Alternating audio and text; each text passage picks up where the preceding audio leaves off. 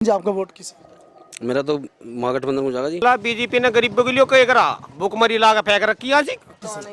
महागठबंधन जयंत चौधरी को। और युवाओं की बात युवा ही समझ सकता है।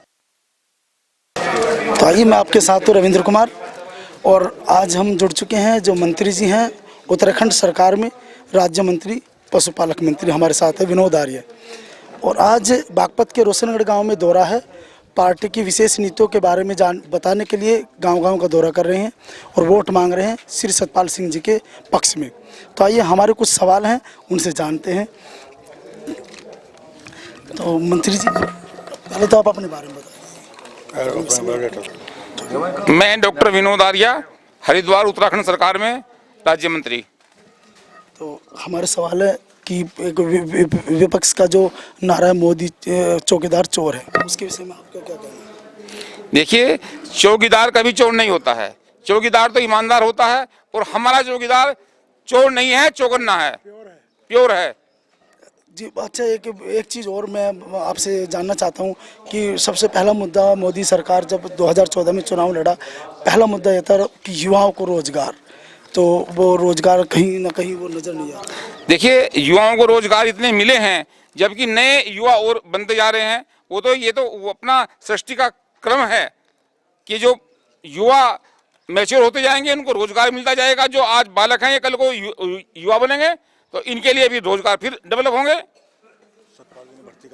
रोजगार की कोई कमी नहीं है पूरे देश में। और यहाँ सतपाल जी महाराज जो हैं हमारे, उसमें पूरा बढ़िया काम कर रहे हैं जनता के लिए। अच्छा, एक बात मैं जानना चाहता हूँ, अभी उपचुनाव हुआ था, महागठबंधन ने एक डेमो दिखाया था। उपचुनाव चार की चार सीटें भाजपा ने गंवा दी थी, उसके पीछे क्या कारण है? और अब क्या ऐसा कारण है कि महागठबंधन को ये भाजपा की नीति, भाजपा उसे रोन देगी और आगे निकल जाएगी? और क्योंकि उपचुनाव हुआ तो उसमें तो कोई नजर नहीं आया सर। नहीं, उपचुनाव होता है, उसमें पार्टी पूरी अपनी शक्ति के साथ चुनाव नहीं लड़ती है, उसके मुद्दे अलग ढंग के होते हैं। लेकिन अब ये चुनाव जो है वो पूरे देश में लोकसभा चुनाव हो रहे हैं और राष्ट्रीय मुद्दे पर चुनाव हो रहे हैं, और जनता ने ये मन बना लिया है कि हम दोबारा मोदी जी को प्रधानमंत्री बनाएंगे। अच्छा, आप यहाँ पे बागपत सीट पर आए हो, कैसा माहौल लगा आपको? बहुत अच्छा माहौल है। सतपाल जी हमारे दोबारा फिर जीतेंगे और फिर मंत्री बनेंगे। तो आगे अब क्या उद्देश्य है, पार्टी का उद्देश्य क्या है कि आगे फिर से मोदी को चुनाव? पार्टी का उद्देश्य तो केवल केवल एक ही है कि हमारे नरेंद्र मोदी जी दोबारा प्रधानमंत्री बने। भारत माता की। तो ये हमारे साथ थे मंत्री जी, जो उत्तराखंड से राज्य सरकार में मंत्री हैं, और आज हमने उनसे जाना कुछ पार्टियों की नीति के बारे में। उन्होंने बताया भाजपा कार्यकर्ता हैं, पदाधिकारी हैं। आइए अब उनसे जानते हैं उनके विषय में क्या माहौल बना है बागपत का, कि बागपत की जनता का रुझान क्या है। तो मैं आपसे जानना चाहता हूँ, एक तो बागपत का क्या माहौल है और कैसी स्थिति लग रही है भाजपा की जो इस सीट पर? मेरा नाम बाबूराम प्रजापति है। मैं पहले सर्वजन समता पार्टी का राष्ट्रीय उपाध्यक्ष था, और इस देश के चुनाव को देख करके, मोदी की कार्यशैली को देख करके, अब जैसे जो ये ठगबंधन हुआ है, और हमने भी एक फैसला किया है कि राष्ट्र हित में हमें जाना चाहिए, और राष्ट्र हित में ही हम सब लोग सुरक्षित रह सकते हैं। और मैंने भाजपा में मैं शामिल हुआ हूँ और भारतीय जनता पार्टी के लिए काम कर रहा हूँ। और यहाँ माननीय केंद्रीय मंत्री जी सतपाल चौधरी जी दोबारा जीतेंगे, क्योंकि वे योग्य हैं। कमिश्नरी से इस्तीफा दिया था, पढ़े लिखे वो कमिश्नर थे, पुलिस कमिश्नर से, और योग्य व्यक्ति हैं और अच्छे आदमी है, काम भी किया है। स्कूल भी यहाँ बना है, केंद्रीय विद्यालय, और सड़कों का भी विकास हुआ है, भर्तियाँ भी कई निकलवाई हैं, रोजगार दिया है। तो यहाँ की जनता अब की बार दोबारा सतपाल चौधरी को लोकसभा में वोट दे करके जिता करके भेजने का काम करेगी। हमारे साथ हम कुछ जनता से जुड़ चुके हैं, और हमारा वही एपिसोड चल रहा है, वोटरों की पड़ताल। हम रोजाना प्रतिदिन किसी न किसी गांव में, कस्बे में, शहर में आते हैं, और हमारा फोकस है कि ये बागपत की जनता किसको चुनेगी, किसको लेकर आएगी, किसको वोट देगी, किसको अपना मताधिकार देगी। यही जो हमारा एपिसोड है। और आज हम आए हैं रोशनगढ़ गांव में, जो बागपत जिले में पड़ता है। क्या नाम है जी? मेरा नाम अनिल कुमार जाटव है, जो जनपद बागपत के गांव रोशनगढ़ का मैं रहने वाला हूं। और एससी समाज से हूँ। तो और बोलिए। अब हम ये जानना चाह रहे हैं आपका वोट किसको? हमारा वोट अब से 10 साल पहले जो जाता था वो बीएसपी को जाता था, लेकिन बीएसपी ने सिवा हाथी के और भाषण के और लोगों को भ्रष्टाचारी के लिए कुछ नहीं दिया बीएसपी समाज ने।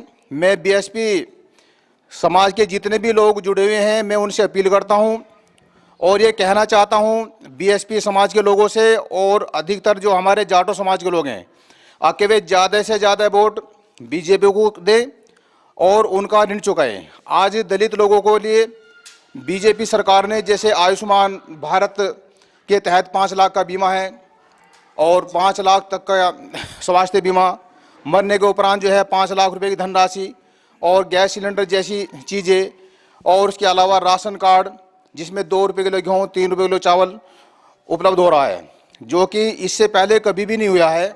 मैं फिर दोबारा कहना चाहता हूं अपने एससी जाटो समाज से आके वे ज़्यादा से ज़्यादा वोट सतपाल जी को दें और अपना ये कर्ज चुकाएं। अच्छा, जैसे बहन जी ने कुमारी मायावती ने गठबंधन से गठजोड़ किया है, अखिलेश और रालोद आदि इन सभी को जोड़ करके साथ ही में आई, तो कहीं ना कहीं उसको मैं मानता हूँ कोई जो समाज है मायावती का जो वोट बैंक माना जाता है पहले से ही, वो कहीं ना कहीं उससे छिटका या दूर हुआ या और नज़दीक आएगा।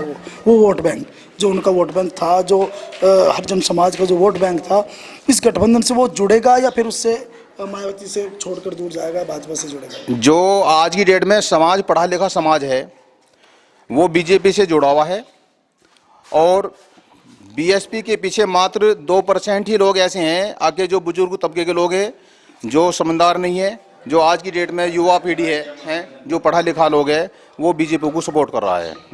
इससे गठबंधन से ना कोई जनता में फर्क पड़ेगा और ना ही कुछ होने वाला। ये सब ठग हैं, चाहे बीएसपी वाले हो, चाहे सपा वाले हो, चाहे कांग्रेस वाले हो, ठीक है ना।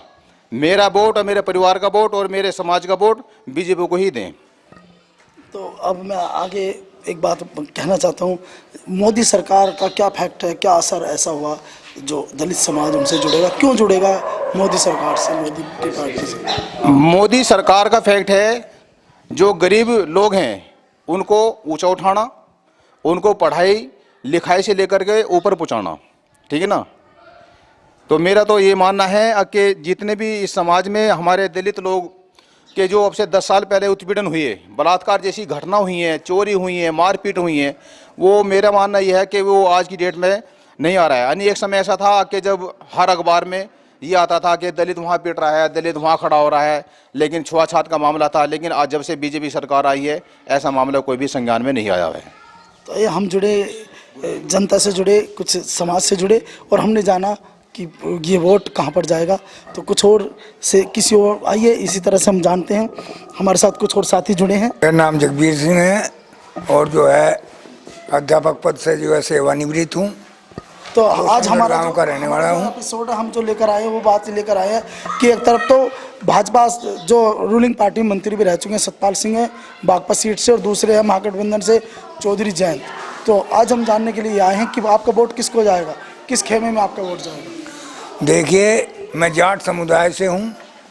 लोग बाग अब भी यूँ कहते हैं कि भाई जाटों का डांटला, जाटों का डांटले ने कभी कुछ इस बागपत क्षेत्र में किया नहीं है। इसलिए मैं जो है सख्त नाराज हूँ और सभी अपनी जातिवादियों से भी जो है ये अपील करता हूँ कि जो अब बीजेपी को वोट दे करके सफल बनाएं। क्यों? क्योंकि आज जो है देश को पाकिस्तान और चीन की परिस्थिति को देखते हुए नरेंद्र मोदी को वोट देना बहुत ज़रूरी है। तो अच्छा, रालोद एक महागठबंधन से जुड़ा है, तो कहीं जो समाज है उसका जो वोट बैंक है तो वो वोट उससे जुड़ेगा या उससे दूर जाएगा, जैसे गठबंधन में आए हैं? ये उनके गठबंधन में जो है जाएंगे और अगर वोट देंगे तो उनकी बहुत बड़ी मूर्खता ही है। अगर 3 सीटों पर चुनाव लड़ रहे हैं, पहली बात तो 3 आती नहीं, एग्जिट पोल पे 1 दी है, और अगर आ भी गई तो वे 3 करेंगे क्या जाके वहाँ, जबकि सरकार बीजेपी की आएगी, 100% आएगी। अच्छा, जैसे चौधरी साहब चरण सिंह हैं, उनके ये पोते हैं जो यहाँ से पर आया, उनकी जो नीतियाँ है उनसे क्यों आपका ये इतना नाराजगी? अभी परसों जो है जब मोदी जी आए थे तो वो चरण सिंह की ही भूमिका कर रहे थे, बार बार यही कह रहे थे कि चरण सिंह ने मजदूरों के लिए, किसानों के लिए बहुत कुछ किया है। तो बड़ों का वोट लेकर के या उनका आशीर्वाद को लेकर के हम अगर कोई काम कर, आज तक बतेरा जो है चरण सिंह के पीछे में वोट मिल गई, अब तो आगे जो है काम करोगे तो वोट मिले, नहीं तो ऐसे नहीं मिलती। तो ये हमने जाना कि इस समाज का वोट किसे जाएगा, और आज हमारा एपिसोड यही है कि वोटरों की पड़ताल करते हैं हम। और आइए हमारे साथ कुछ और साथी जुड़े हैं, जनता से हम जुड़े हैं। अधिकारी मतलब क्यों चुना?